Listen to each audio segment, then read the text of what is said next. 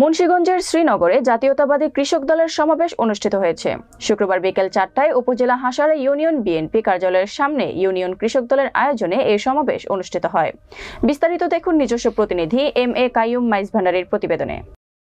Hasara union কৃষক দলের সভাপতি সাইজউদ্দিন দেওয়ানের সভাপতিত্বে ও সাধারণ সম্পাদক কামরুল ইসলামের সঞ্চালনায় এতে প্রধান অতিথি হিসেবে বক্তব্য রাখেন জেলা কৃষক দলের আহ্বায়ক সিরাজুল ইসলাম পিন্টু। বিশেষ অতিথি বক্তব্য রাখেন জেলা কৃষক দলের সদস্য সচিব শহীদ মজুমদার।